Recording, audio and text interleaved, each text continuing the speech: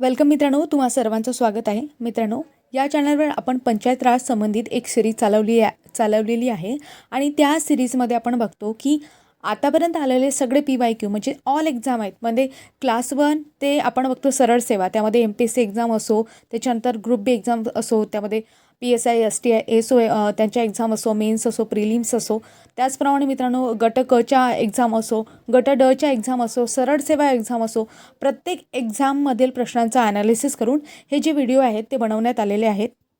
आणि मित्रांनो, ही जी पंचायत राजशी संबंधित आपण सिरीज चालवलेली आहे, त्यामध्ये अतिशय सोप्या भाषेमध्ये A to Z ॲनालिसिस आपण घेतलेलं आहे. तुम्हाला प्रत्येक प्रश्नाचं उत्तर सॉल्व करता येईल.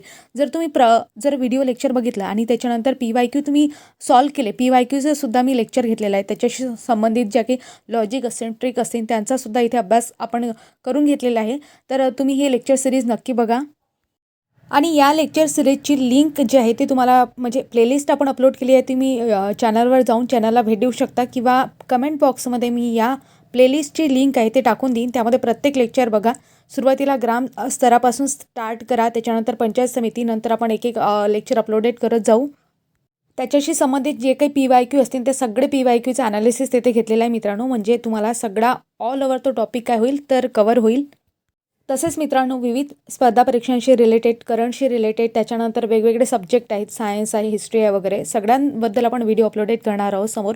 तर मित्रांनो, अशा नवनवीन माहितीच्या अपडेट्ससाठी तुम्ही चॅनलवर नवीन असाल तर चॅनलला नक्की सबस्क्राईब करा, जेणेकरून जेव्हा व्हिडिओ अपलोडेड केले जातील किंवा कुठलीही अपडेटेड माहिती यावर टाकली जाईल तेव्हा तुम्हाला त्याच्या नोटिफिकेशन मिळतील. म्हणून चॅनलला नक्की सबस्क्राईब करा. तर मित्रांनो, तुमचा जास्त वेळ न घेता आपण आता आज पंचायत समिती आहे त्यावरील जे काही महत्त्वाचे PYQ आजपर्यंत विचारले गेलेले आहेत ते सर्व PYQ येथे घेण्यात आलेले आहेत आणि त्याचा आजूबाजूचा एरिया तसंच त्याचा एक ॲनालिसिससुद्धा मी इथे तुम्हाला सोप्या भाषेमध्ये सांगणार आहे. चला तर मित्रांनो, प्रश्नांना सुरुवात करते. प्रश्न विचारलेला आहे, पहिलाच प्रश्न आहे आपल्याकडे की पंचायत समिती पातळीवर प्रशासकीय नेतृत्व कोण करतो? राज्यसेवा प्रिलिम्स 2011चा हा प्रश्न आहे. आता ऑप्शन पाहू, यामध्ये नेमके ऑप्शन काय दिले आहे. पहिला ऑप्शन आहे गटविकास अधिकारी, दुसरा ऑप्शन आहे पंचायत समिती सभापती, तिसरा ऑप्शन आहे पंचायत समिती उपसभापती आणि चौथा ऑप्शन आहे जिल्हा अधिकारी. तर साधारण गोष्ट आहे मित्रांनो, जिल्हा अधिकारी कुठे असणार आहे? जिल्ह्याच्या ठिकाणी. मग बाकीचे 3 ऑप्शन आपल्याकडे राहिले. मग 3 ऑप्शनमध्ये आपण बघतो की पंचायत समिती सभापती आहे आणि पंचायत समिती उपसभापती आहे. पण सभापती आणि उपसभापती आपण बघतो यांचं प्रशासकीय नेतृत्व असते काय? प्रशासन या गटामध्ये ते मोडतात काय? तर ते प्रशासन या गटामध्ये मोडत नाहीत. मग ते कोणत्या याच्यामध्ये मोडतात? तर आपण बघतो शासन आहे, म्हणजे आपण बघतो शासन या गटामध्ये ते मोडतात. म्हणजेच मित्रांनो, साध्या सोप्या भाषेमध्ये सांगायचं झालं तर पंचायत समिती सभापती आणि पंचायत समिती उपसभापती आहे हे त्यांचं राजनैतिक नेतृत्व तिथे असते, प्रशासकीय नेतृत्व नसते. मग प्रशासकीय नेतृत्व आता आपण 3 ऑप्शन एलिमिनेट केले तर आपला उत्तर काय निघालं? गटविकास अधिकारी. म्हणजे प्रश्न आपण एलिमिनेशन मेथडनी सोडवला तरीसुद्धा आपल्या प्रश्नाचं उत्तर निघालं आणि डायरेक्टसुद्धा तुम्ही देऊ शकले असते, कारण की तुम्ही आधी लेक्चर केल्यानंतर तुम्हाला प्रत्येक प्रश्नाचं उत्तर हमखास देता येईल. आता मित्रांनो, इथे गटविकास अधिकारी सांगितलं आहे. आता गटविकास अधिकारी आहे त्यांनाच आपण इंग्लिशमध्ये काय म्हणतो? Block development officer. काय म्हणतो त्यांना? Block development officer. आणि असा सुद्धा प्रश्न पडतो की ब्लॉक डेव्हलपमेंट ऑफिसर आहे म्हणजेच गटविकास अधिकारी आहेत. या पदाची निर्मिती कधी झाली? तर आपण बघतो 1952मध्ये कम्युनिटी डेव्हलपमेंट प्रोग्राम सुरू करण्यात आला होता. त्यालाच आपण समुदाय विकास कार्यक्रम म्हणतो. आणि या समुदाय विकास कार्यक्रमाची अंमलबजावणी करण्यासाठी एक पद तयार करण्यात आलं होतं आणि ते कोणतं होतं? BDO म्हणजेच काय? Block development officer. म्हणून आपण बघतो पंचायत समिती गटपातळीवर असते आणि गटपातळीवर असते, मग त्यामुळे जे काही विकास अधिकारी तिथे असतील, प्रशासकीय नेतृत्व तिथे असेल, त्याला आपण काय म्हणत असतो? गट विकास अधिकारी म्हणजेच ब्लॉक डेव्हलपमेंट ऑफिसर असं म्हणत असतो. म्हणून आपल्या प्रश्नाचं उत्तर 1 होईल. आता समोरचा प्रश्न पाहू.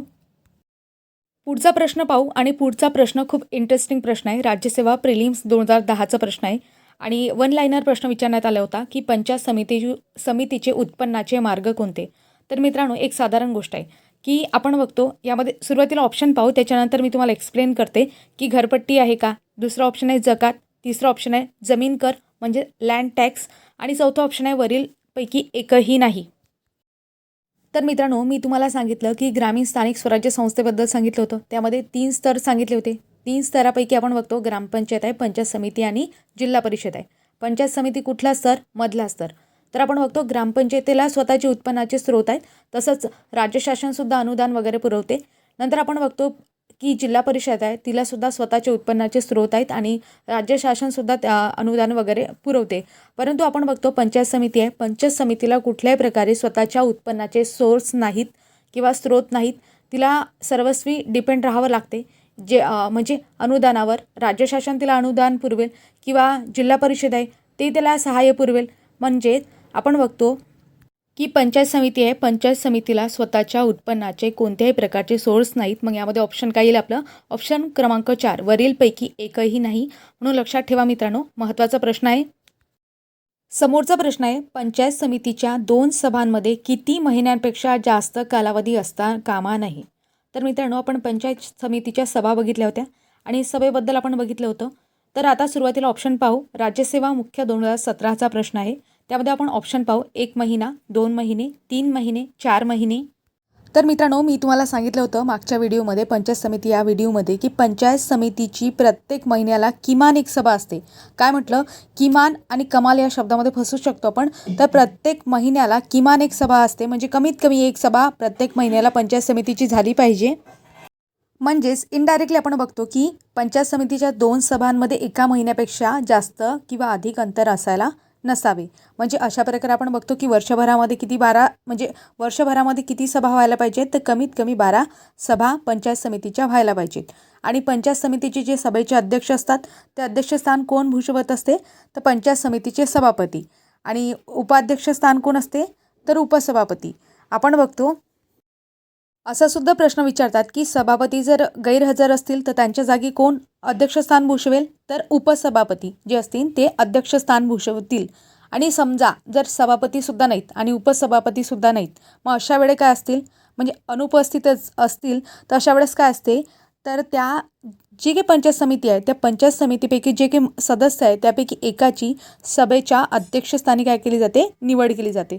अशा प्रकारे आपण या प्रश्नाचं पूर्ण ॲनालिसिस केलं. समोरचा प्रश्न पाहू मित्रांनो. समोरचा प्रश्न आहे, खालील विधाने विचारात घ्या. राज्यसेवा मुख्य 2018चा हा प्रश्न आहे आणि हा प्रश्न आपल्याला संपूर्ण समजून घ्यायचा आहे. त्याच्यानंतर याच्याशी संबंधित काय ट्रिक आहेत, काय लॉजिक आहेत का ते सुद्धा बघायचं आहे. एलिमिनेशन मेथड आपण कशी वापरतो ते सुद्धा आपल्याला बघायचं आहे. तर मित्रांनो, इथे काय दिलेलं आहे की खालील काही विधाने विचारात घ्या असं सांगितलेलं आहे आणि स्टेटमेंट दिले आहे. ते स्टेटमेंट आपण पाहू आणि त्याच्यानंतर परत ऑप्शन दिले आहे, त्या ऑप्शनमधून आपल्याला आपलं उत्तर निवडायचं आहे. तर स्टेटमेंट पाहू. स्टेटमेंट काय सांगते? पहिलं की पंचायत समितीमार्फत सरपंच समिती नेमली जाते. तर मित्रांनो, पहिलं स्टेटमेंट काय सांगते? पंचायत समितीमार्फत सरपंच समिती नेमली जाते. तर पहिलं स्टेटमेंट बरोबर आहे, म्हणजे बरोबर आहे. आपण बघतो की बऱ्याच वेळा काय होते, सरपंच समिती आहे म्हणून आपण काय आपल्याला माहिती नसेल अशा वेळेस आपण असं लॉजिक लावू शकतो की हे ग्रामीण स्तरावर म्हणजे ग्रामपंचायत स्तरावर असू शकते, पण तसं नाही. तर सरपंच समिती जी आहे ते पंचायत समितीमार्फत नेमली जात असते. मग आपण काय करू मित्रांनो, पहिल्या स्टेटमेंटवरून आपल्याला उत्तरापर्यंत जाता येते काय ते पाहू एलिमिनेशन मेथडचा वापर करून. तर यामध्ये आपण बघतो की अ स्टेटमेंट सगळीकडेच आहे म्हणून यामध्ये काहीच एलिमिनेट आपण करू शकत नाही. आता दुसरं स्टेटमेंट आपण पाहू. सरपंच समिती पंचायत समितीला सल्ला देते व मार्गदर्शन करते. तर मित्रांनो, आपण ऑप्शनमध्ये बघितले तर ब स्टेटमेंटसुद्धा सगळीकडे आहे. म्हणजे ब सुद्धा स्टेटमेंट आपलं कसं आहे? बरोबर आहे की सरपंच समिती जी असते ती काय करते? पंचायत समितीला सल्ला देत असते आणि मार्गदर्शन करत असते. आता समोर आपल्याला बघायचं आहे की तिसरं स्टेटमेंट पाहू. म्हणजे क स्टेटमेंट काय सांगते ते? पंचायत समितीचा सभापती हा सरपंच समितीचा पदसिद्ध सभापती असतो. तर मित्रांनो, इथे की पॉईंट लक्षात घ्या. मी तुम्हाला सांगितलं होतं की पंचायत समितीमधले जे काही उपसभापती असतात, शब्द नीट लक्षात घ्या. पंचायत समिती आहे, पंचायत समितीमधले जे काही उपसभापती असतात ते सरपंच समिती आहे. सरपंच समितीचे काय असतात? पदसिद्ध अध्यक्ष असतात. परत सांगते, पंचायत समितीचे जे काही उपसभापती असतात, सभापती नाही, पंचायत समितीचे जे उपसभापती असतात ते सरपंच समितीचे काय असतात? तर पदसिद्ध सभापती असतात.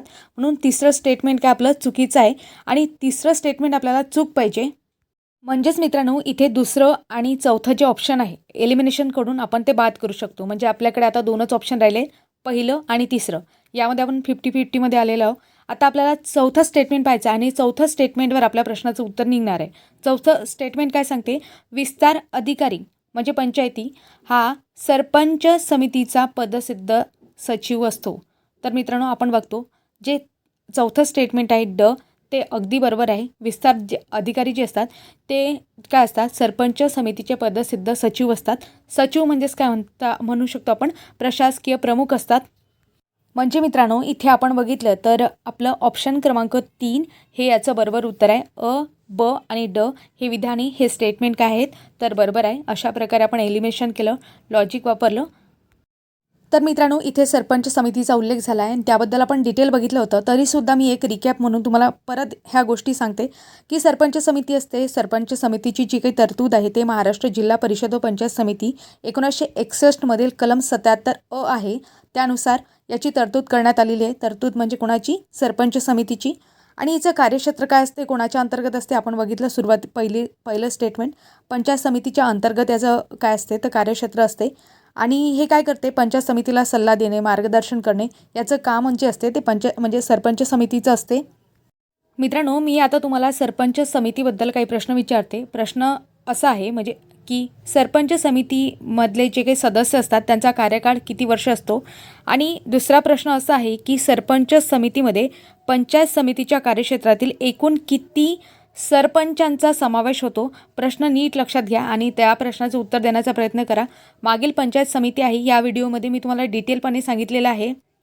इथे एक गोष्ट लक्षात घ्या मित्रांनो की आपल्याला जर प्रश्नाचं उत्तर येत असेल तर नक्कीच आपला अभ्यास जो आहे तो परीक्षेच्या दृष्टिकोनातून झालेला आहे असं आपण समजू शकतो. म्हणून तुम्हाला प्रश्नाचं उत्तर येते काय हे सेल्फ ॲनालिसिस करा आणि येत असेल तर नक्की कमेंटमध्ये सांगा. म्हणजे प्रत्येकाने स्वतःची स्पेशल कमेंट करा जेणेकरून त्या गोष्टी तुमच्यासुद्धा लक्षात राहतील. मित्रांनो समोरचा प्रश्न आहे आणि जोड्या लावा या संबंधित हा प्रश्न आहे. यामध्ये डावीकडे आपण बघतो की पंचायत समिती आहे. पंचायत समिती आहे त्यांना वेगवेगळे नावं आहेत, वेगवेगळ्या राज्यामध्ये ते दिलेले आहेत. आणि कोणत्या राज्याला कोणतं नाव आहे हे जे आहे ते उजवीकडे राज्य सांगितलेले आहे. अशा प्रकारे आपल्याला त्याच्या जोड्या लावायच्या आहेत. म्हणजे मित्रांनो आपण बघतो की मी तुम्हाला पंचायत समिती या व्हिडिओमध्ये स्टार्टिंगलाच ह्या गोष्टी सांगितल्या होत्या की प्रत्येक राज्यामध्ये म्हणजे जवळजवळ बऱ्याचशा राज्यांमध्ये पंचायत समिती आहे याला वेगवेगळ्या नावांनी ओळखलं जाते. तो चार्ट तुम्ही एकदा डिटेल लक्षात ठेवण्याचा प्रयत्न करा. तर मित्रांनो इथे आपण सरळ MPSCचे आणि आयोगाचे प्रश्न घेत आहोत. आता या प्रश्नांचा फायदा तुम्हाला सगळीकडे होऊ शकतो, कुठलीही एक्झाम असो त्यामध्ये या प्रश्नांचा फायदा तुम्हाला होऊ शकतो. यातले जे की पॉईंट आहे, ॲनालिसिस मेथड मी तुम्हाला सांगत आहे, काही ट्रिक सांगत आहे, काही लॉजिक सांगित आहे, बाकीच्या गोष्टी आहेत आणि आजूबाजूचे महत्त्वाचे पॉईंट आहेत जे तुम्हाला लक्षात आले ते सुद्धा तुम्ही नोट करून घ्या आणि सर्व एक्झाममध्ये तुम्हाला याचा फायदा होईल. तर मित्रांनो आपण बघतो की जनपद पंचायत आहे ते कुठे आहे तर मध्य प्रदेश या ठिकाणी आहे. म्हणजे तिथे पंचायत समितीला जनपद पंचायत असं संबोधतात. नंतर आपण बघतो आचल समिती, मी ड ऑप्शनमध्ये जाते कारण ड मला आठवण राहते म्हणून मी आचल समितीवरून आपण बघतो की कुठे आहे तर अरुणाचल प्रदेशमध्ये आहे. अवरून अशी जोडी लावते मी.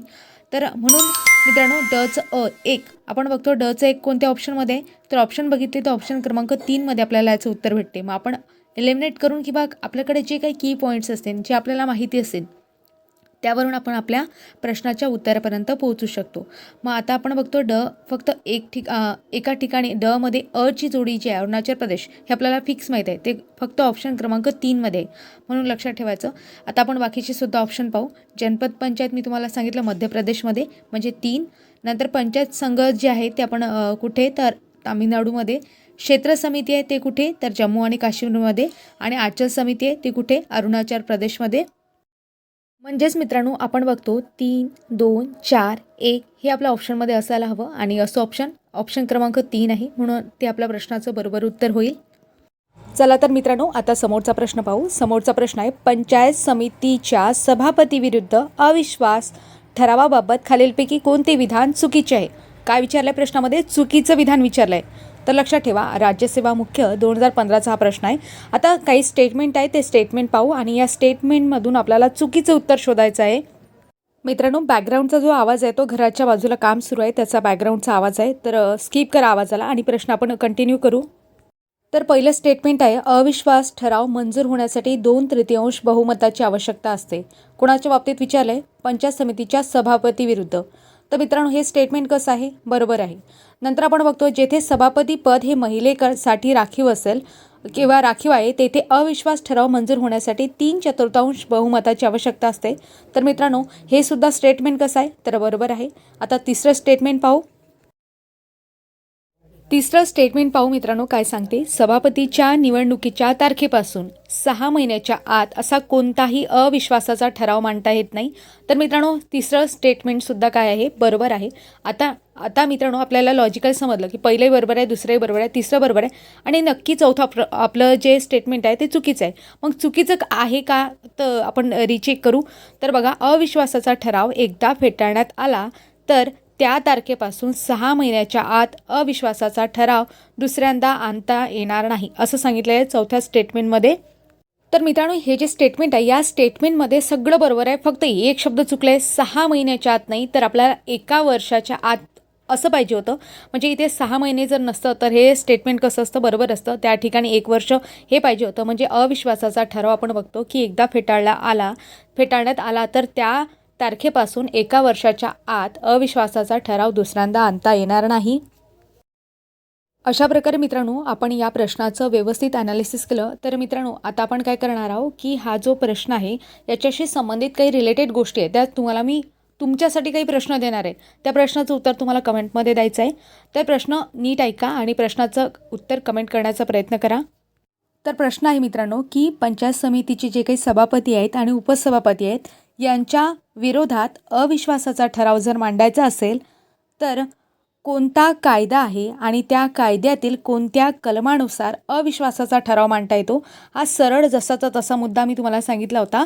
मागचं जे लेक्चर आहे पंचायत समितीच्या बाबतीत त्यामध्ये जसाचा तसा शब्द आणि लाईन सांगितली होती. तेच लाईन तुम्हाला इथे फक्त कमेंट बॉक्समध्ये कमेंट करायचे. फक्त तुमची रिव्हिजन व्हावी यासाठी मी परत म्हणजे तुम्हाला प्रश्नाच्या स्वरूपातून रिव्हिजन करण्याचा प्रयत्न इथे मी केलेला आहे. समोर आपण बघतो मित्रांनो, समोरचा प्रश्न आहे. पंचायत समितीचे विसर्जन करण्यात आले असेल तर नव्याने निवडून आलेल्या पंचायत समितीचा कार्यकाळ किती असतो. तर 2018चा हा प्रश्न आहे. यामध्ये आपण ऑप्शन पाहू. आता ऑप्शनमध्ये काय सांगितलं आहे, 6 महिने असतो का, 2.5 वर्ष, 1 वर्ष आणि चौथं ऑप्शन आहे विसर्जित पंचायत समितीच्या उर्वरित कालावधी इतका. तत्पूर्वी मित्रांनो, मी तुम्हाला काय सांगणार आहे, पंचायत समितीच्या मुदतपूर्व विसर्जन याबाबत काही गोष्टी सांगणार आहे. त्यात तुम्ही समजून घ्या आणि प्रश्नाचं उत्तर आपण देण्याचा प्रयत्न करू. तसं म्हटलं तर मी व्हिडिओ लेक्चरमध्ये सांगितलेलं आहे, पण काय होते, नवीन विद्यार्थी जुळतात, त्यांना माहिती नसते. मग आपण परत करू त्यांच्यासाठी एकदा. तर बघा, पंचायत समितीचे मुदतपूर्व विसर्जन करण्याचा अधिकार कोणाला आहे, राज्य शासनाला आहे. आणि तत्पूर्वी असं करण्याआधी काय करत असते राज्य शासन, पंचायत समिती असेल तर पंचायत समितीला आपली बाजू मांडण्याची काय देत असते, संधी देत असते. मग आता आपण समोर बघतो मित्रांनो, इथे पंचायत समितीच्या विसर्जनाबद्दल सांगितले आहे. आता आपण काय करू, पंचायत समितीचं विसर्जन का बरं होते ते आधी समजून घेऊ आणि त्याच्यानंतर आपण प्रश्नाचं उत्तर देऊ. तर पंचायत समितीचं विसर्जन का करेल राज्य शासन, समजा राज्य शासनाच्या आदेशाचं पालन केलं नाही किंवा जे काही कर्तव्य असतील ते कर्तव्य पार पाडण्यास जे पंचायत समिती असेल तिनं कसूरपणा केलेला असेल किंवा त्याच्याकडे जे अधिकार असतील त्या अधिकारांचा दुरुपयोग केला असेल. आणि आणखी महत्त्वाची गोष्ट म्हणजे लेखापरीक्षणाच्या संबंधित जे काही अधिकाऱ्यांना दिलेले निर्देश असतात त्याचं पालन न केल्यास, म्हणजे अशा प्रकारे काही महत्त्वाच्या गोष्टी आहेत की ज्यामुळे मुदतपूर्व विसर्जन एखाद्या पंचायत समितीचं होऊ शकते. मग आता पंचायत समितीचं विसर्जन झालं, मग आता नव्याने निवडणूक आपल्याला घ्यायची आहे. मग अशा वेळेस जो कालावधी असतो तो उर्वरित जो कालावधी असतो इतकाच असतो. म्हणजे आपण बघतो नव्याने निवडणुका जर आपण घेतल्या तर सदस्यांचा जो कालावधी असतो, पंचायत समितीचा कार्यकाळ असतो तो कसा असतो, विसर्जित पंचायत समितीच्या उर्वरित कालावधी एवढा म्हणजे कार्यकाळा इतका असतो. म्हणून आपलं ऑप्शन क्रमांक 4 हे याचं बरोबर उत्तर होईल. तर मित्रांनो, आता समोरचा प्रश्न पाहू. योग्य पर्यायांची निवड करा. राज्यसेवा मुख्य 2018चा हा प्रश्न आहे. काही स्टेटमेंट यामध्ये सुरुवातीला 4 स्टेटमेंट दिलेले आहेत आणि त्याच्यानंतर पर्यायी उत्तरं दिलेले आहेत. तर पर्यायी उत्तरामधून आपल्याला ऑप्शन निवडायचं आहे की कोणतं ऑप्शन आपलं बरोबर असणार आहे. मग यासाठी आपण आता स्टेटमेंट पाहू सुरुवातीला. तर पहिलं स्टेटमेंट आहे मित्रांनो, गटविकास अधिकारी हा पंचायत समिती कार्यालयाचा प्रमुख असतो. तर हे स्टेटमेंट कसं आहे तर बरोबर आहे. दुसरं स्टेटमेंट काय सांगते, गटविकास अधिकारी हा गट पातळीवरील विस्तार अधिकाऱ्यांचा कप्तान असतो. तर मित्रांनो, हे सुद्धा स्टेटमेंट कसं आहे बरोबर आहे. तिसरं स्टेटमेंट काय सांगते, गटविकास अधिकारी हा पंचायत समितीचा सचिव असतो. आता हे सुद्धा स्टेटमेंट कसं आहे बरोबर आहे. प्रशासकीय प्रमुख त्यालाच आपण सचिव असं म्हणतो. हे सुद्धा स्टेटमेंट काय बरोबर आहे. आणि चौथं स्टेटमेंट काय सांगते, गट विकास अधिकारी हा गट पातळीवरील राजकीय उपक्रमांचा समन्वयक असतो. तर मित्रांनो, साधारण गोष्ट आहे. आपण आताच बघितलं की प्रशासकीय प्रमुख असतो. प्रशासकीय प्रमुख आहे म्हणजे प्रशासनाचा घटक आहे. मग शासनाचा घटक होणार काय, म्हणजे शासन म्हटलं त्यामध्ये राजकीय नेतृत्व वगैरे येते. मग आता गटविकास अधिकारी हा गट पातळीवर राजकीय उपक्रमांचा समन्वयक असतो. हे स्टेटमेंट कसं आहे, चुकीचं आहे. आपल्याला काय विचारलं प्रश्नामध्ये, योग्य पर्यायांची निवड करा असा प्रश्न विचारलेला आहे. आता यामध्ये आपण बघितलं तर अ, ब, क हे स्टेटमेंट कसे आहेत, बरोबर आहेत. म्हणजे ऑप्शन क्रमांक 4 हे आपल्या प्रश्नाचं बरोबर उत्तर होईल. कारण की बाकी स्टेटमेंटमध्ये ड स्टेटमेंट दिलेले आहेत आणि ड कसं आहे, चुकीचं स्टेटमेंट आहे. म्हणून लक्षात ठेवा. आता गटविकास अधिकाऱ्याबद्दल मी तुम्हाला स्टार्टिंगला सुद्धा सांगितलं आहे आणि आतासुद्धा सांगते की गटविकास अधिकारी म्हणजे BDO आहे. हे पद होते, ब्लॉक डेव्हलपमेंट ऑफिसर असं त्यांना आपण असं म्हणत असतो. गट पातळीवर हे कार्यरत असतात. अशा प्रकारे मित्रांनो आपण काय केलं तर याचं ॲनालिसिस केलं. आता समोरचा प्रश्न पाहू. तर समोरचा प्रश्न पाहू मित्रांनो, पंचायत समितीचे अंदाजपत्रक कोण मंजूर करते असा प्रश्न विचारण्यात आलेला आहे आणि PSI प्रिलिम्स 2012चा हा प्रश्न आहे. तर पंचायत समिती करते का, राज्य सरकार करते का, विधान परिषद करते का, जिल्हा परिषद करते का, म्हणजे असे 4 ऑप्शन इथे दिलेले आहेत. तर आपण बघतो पंचायत समितीच्या वरची जी समिती असते आपण बघतो ते कोण आहे, तर जिल्हा परिषद आहे. म्हणजेच आपण 3 ग्रामीण स्थानिक स्वराज्य संस्था यामध्ये 3 गोष्टी बघितल्या होत्या, 3 स्तर बघितले होते. ग्रामस्तर, त्याच्यावर पंचायत समिती, त्याच्यावर जिल्हा परिषद. तर पंचायत समितीचे अंदाजपत्रक कोण मंजूर करणार आहे, तर जिल्हा परिषद करणार आहे. म्हणून आपण बघतो आपल्या प्रश्नाचं उत्तर जे आहे ते ऑप्शन क्रमांक 4 जिल्हा परिषद हे बरोबर उत्तर होईल. आता समोरचा प्रश्न पाहू. STI प्रिलिम 2012चा प्रश्न आहे की पंचायत समितीचा मुख्य प्रशासकीय अधिकारी आणि सचिव कोण असतो. हाच प्रश्न रिपीटेड आणि वेगळ्या फॉर्ममध्ये विचारलेला आहे. तर लक्षात ठेवा मित्रांनो, गटविकास अधिकारी असतो आणि हे आपण बघितलंच आहे. म्हणून ऑप्शन क्रमांक 3 हे याचं बरोबर उत्तर होईल. मित्रांनो, मी ज्या प्रश्न ॲनालिसिस करून तुम्हाला सांगत आहे त्याचबरोबर त्याच्याशी रिलेटेड इन्फॉर्मेशनसुद्धा सांगत आहे आणि बाकीच्या गोष्टी आहेत. ह्या जर गोष्टी तुम्हाला आवडत असतील तर चॅनलला नक्की सबस्क्राईब करा. तसंच व्हिडिओ आवडत असेल, मनापासून आवडत असेल तर लाईक करायला विसरू नका. अशा प्रकारे मित्रांनो आपण प्रश्न बघितले आणि आता समोर जे काही राहिलेले प्रश्न आहेत ते सुद्धा आपण कव्हर करू.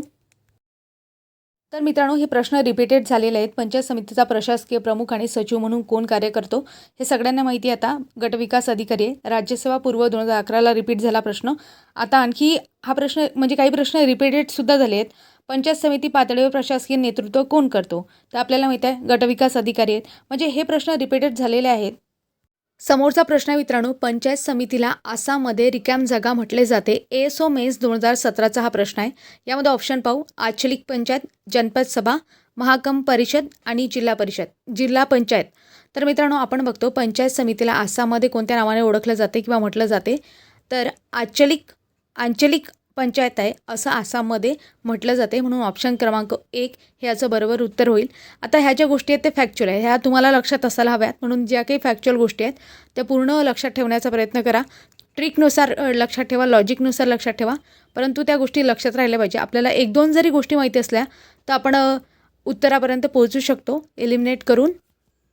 समोरचा प्रश्न विचारात घेऊ मित्रांनो. पंचायत समितीमध्ये महिलांसाठी आरक्षित असलेल्या सभापती पदावर निवडून आलेल्या महिला सभापती यांच्या विरोधात अविश्वास प्रस्ताव मंजूर होण्यासाठी सदस्यांच्या पाठिंब्याची गरज असते. ASO मेन्स 2015चा हा प्रश्न आहे. तर ऑप्शन पाहू मित्रांनो. 1/2 सदस्य, 1/3 सदस्य, 2/3 सदस्य आणि 3/4 सदस्य. मित्रांनो आता प्रश्न नीट समजून घेऊ. प्रश्न काय विचारला आहे की पंचायत समितीमध्ये महिलांसाठी आरक्षित असलेल्या सभापती पदावर निवडून आलेल्या महिला सभापती यांच्या विरोधात अविश्वास प्रस्ताव मंजूर होण्यासाठी सदस्यांच्या पाठिंब्याची गरज असते. म्हणजे महिला सदस्याबाबतीत विचारलेलं आहे. तर मित्रांनो लक्षात ठेवा, महिला सदस्य असतील तर किती सदस्य पाठिंब्याची गरज असते, तर 3/4. आणि तेच जर आपण बघतो अविश्वास ठराव मंजूर होण्यासाठी बोलत आहे. काय म्हणत आहे मी, अविश्वास ठराव मंजूर होण्यासाठी 3/4 एवढ्या सदस्यांची गरज असते. आणि तेच जर आपण पुरुष बाबतीत बघितलं म्हणजे पुरुषांच्या बाबतीत बघितलं तर 2/3 सदस्य आपल्याला पाहिजे असतात. कशासाठी, तर अविश्वास ठराव मंजूर होण्यासाठी. म्हणून दोन्ही गोष्टी इथे तुमच्या क्लिअर झाल्या असतील. पुरुष असेल तर 2/3 सदस्य आणि महिला असतील तर 3/4 सदस्य. परंतु कशाच्या बाबतीत, अविश्वास प्रस्ताव मंजूर होण्याच्या बाबतीत. ठरावासाठी वेगवेगळ्या गोष्टी आहेत. अशा प्रकारे मित्रांनो पंचायत समिती या टॉपिकवर या टॉपिकशी संबंधित जे काही महत्त्वाचे प्रश्न होते PYQ होते ते आपण बघितले. तसंच याच्याशी संबंधित काही महत्त्वाचे प्रश्न आहेत किंवा महत्त्वाचे मुद्दे आहेत ते सुद्धा आपल्याला बघायचे आहेत. आपण बघतो मागच्या जे लेक्चर झाले म्हणजे पंचायत राजची जी काही सिरीज चालवलेली आहे ती पूर्ण सिरीज आपण कंप्लीट करू. त्यामध्ये A to Z गोष्टी तुमच्या कव्हर होणार आहे आणि पंचायत राज हा परिपूर्ण टॉपिक तुमचा A to Z क्लिअर होणार आहे. तर मित्रांनो ते लेक्चर तुम्हाला फक्त व्यवस्थितरित्या ऐकायचे आहेत. त्यामध्ये जे गोष्टी सांगितल्या आहेत त्या नोट करून घ्यायच्या आहेत. जे प्रश्न विचारलेले आहेत ते प्रश्न आधी पडलेले आहेत आणि समोरसुद्धा पडू शकतात असे प्रश्न तुम्हाला विचारण्यात आलेले आहेत. ते प्रश्नांची उत्तरं देण्याचा प्रयत्न करा. कमेंट करा. तुमच्याकडे उत्तरं लिहून ठेवा. तसंच मित्रांनो महत्त्वाची गोष्ट म्हणजे इथे काही महत्त्वाचे मुद्दे राहिले होते ते मुद्दे मी तुम्हाला सांगणार आहे. तर महत्त्वाच्या मुद्द्यांमध्ये सर्वात महत्त्वाचा पॉईंट म्हणजे की एकूण आता सध्याच्या घडीला महाराष्ट्रामध्ये 358 तालुके आहेत. बरोबर आहे ना? मग 358 तालुके असताना आपल्या महाराष्ट्रामध्ये 351 पंचायत समित्या आहेत. मग असं का बरं? 358 तालुके असताना 351 पंचायत समिती आपल्याला पाहिजे होत्या ना. पण तसं नाही. तर 7 मिसिंग आहेत. मग मिसिंग का बरं आहेत? आणि आपण बघतो का बरं 7 तालुक्यांमध्ये पंचायत समिती अस्तित्वात नाही? कारण असे 7 तालुके आहेत की ज्यांचं 100% शहरीकरण झालेलं आहे. तर मित्रांनो असे कोणते 7 तालुके आहेत की ज्यांचं 100% शहरीकरण झालेलं आहे? हा प्रश्न मी तुमच्यासाठी ठेवते आणि तुम्ही कमेंट बॉक्समध्ये या प्रश्नाचं उत्तर द्या. 7ही तालुके तुमच्या हाताखालून जाऊ द्या, डोळ्याखालून जाऊ द्या आणि माइंडमध्ये फिक्स असू द्या. कमेंट करण्याचा प्रयत्न करा. कोणी कमेंट केली म्हणून मी करणार नाही किंवा कोणी केली म्हणून माझं झालं असं नाही. स्वतःची एक स्पेशल कमेंट असू द्या. मित्रांनो आपण हा टॉपिक कव्हर केला, ॲनालिसिस कव्हर केलं. हे ॲनालिसिस कंटेंट तुम्हाला कसं वाटलं हे कमेंटमध्ये सांगायला विसरू नका. आणि अशाच नवनवीन अपडेटेड माहितीसाठी, नॉलेजेबल व्हिडिओसाठी, डेली अपडेटेडसाठी चॅनलला नक्की सबस्क्राईब करा. तसेच तुमच्या मित्रमैत्रिणींनासुद्धा ह्या गोष्टी सांगा, त्यांनासुद्धा लेक्चर लिंक शेअर करा. तर भेटूया मित्रांनो पुढील व्हिडिओमध्ये, पुढील भागात. तोपर्यंत तुम्ही हे सर्वांनी लेक्चर ऐकलं म्हणून तुम्हा सर्वांचं मनापासून आभार. मनापासून तुमचे आभार मित्रांनो. थँक्यू.